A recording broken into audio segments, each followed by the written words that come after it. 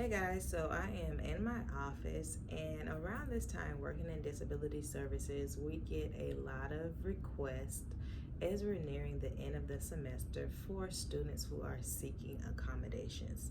So, today I kind of wanted to talk about, from the perspective of a college student, what do you do when you think that you may have a disability and you need some support?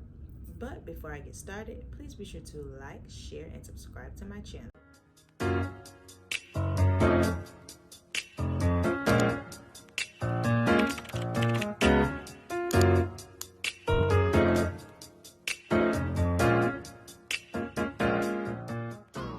So let's say that you're a college student, you've noticed that you've really struggled this past semester in maybe all of your courses or maybe just some of them. You've noticed that you have not been passing quizzes, you've struggled to pass tests, your homework grades are really low, and you may be wondering, like, is something happening with me? What do I do? Who do I talk to? So the first person that you do want to reach out to is your professor. There could be some information that maybe you're just missing, you may not be studying the correct material. So you do want to present your concerns to your professor first by saying something like, "Hi professor, I've really been struggling in this course.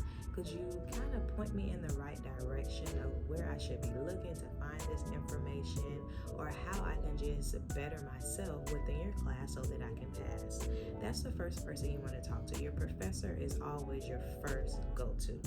Now, sometimes after you've spoken with your professor and you have shared your concerns with them, they may refer you to disability services. There are different names for our office, but we all do the same thing. And that's when you may receive more information on accommodations that may be able to assist you if you are a person with a disability. In case you're wondering, what is this accommodation that you're talking about? An accommodation is basically an adjustment to the way that things are usually done. However, the accommodation needs to be reasonable, meaning that it needs to make sense, it needs to be fair and equal, and it cannot change the course. So that means that if the rest of the class is expected to do a 10-page essay, that means that you're going to have to do the 10-page essay as well. However, there may be some other accommodations or adjustments to help you to rise to that level. If you find yourself, being unsure, am I a person who has a disability? Could I really benefit from their services? Here are a few indicators. So if you were someone who received special education services in K through 12 period, then yes, you are a person who has a disability. You probably were receiving accommodations. Maybe you got extra test time. Maybe you were taking out and pulled into another classroom with a teacher for one-on-one style services. Those are some indicators that you have received accommodations in the past. And if that is you, you want to make sure that you apply for disability services. Something else to consider is, have you received tutoring? Have you tried out other options? Maybe study groups, maybe speaking with your classmates in the topic that you're struggling with to get some pointers from them.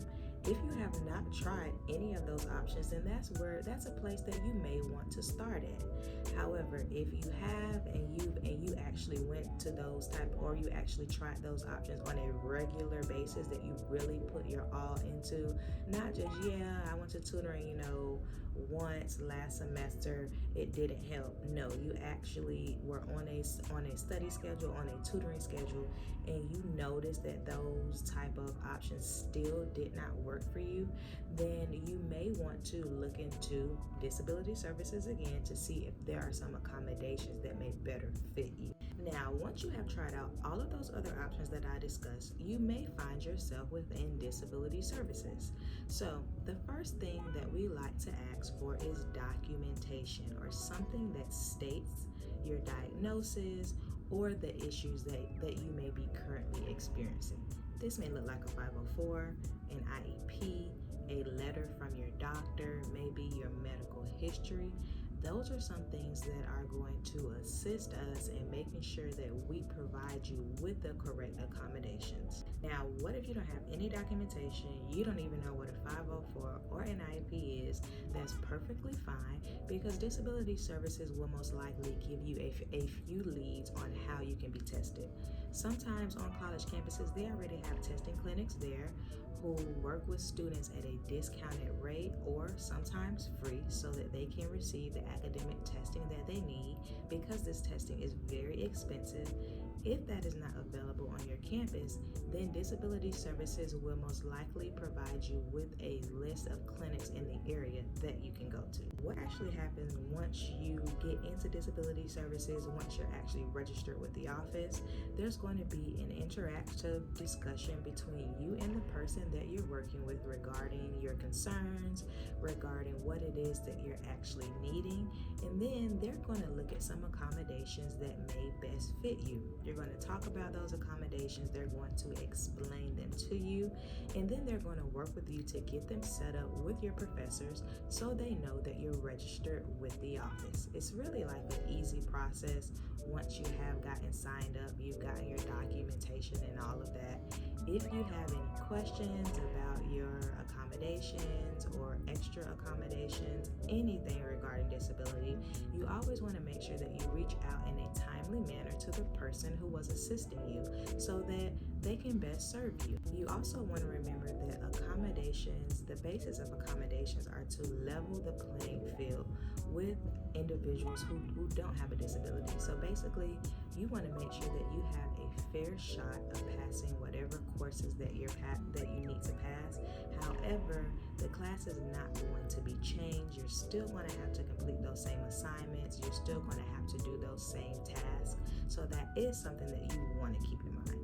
Alright guys, so I hope this video was helpful for you. Drop down in the comments and let me know if you have any questions regarding Disability Services and what that may look like on your campus. I'd be happy to answer those questions for you. I also do a little write-up in my blog on Disability Services and the types of things that we offer. The point is that you don't want to wait until it's too late. You don't want to wait until the end of the semester when there's not much that can be done. You don't want to wait till you've already failed several of the assignments in the course. You want to as soon as you see a concern or an issue, you want to make sure that you advocate for yourself by either speaking with your professor first or just heading right into Disability Services to see if there are some type of accommodations that you can be provided with. Alright, so I'll see you this weekend for an Adult Daily Living Skills video. Bye!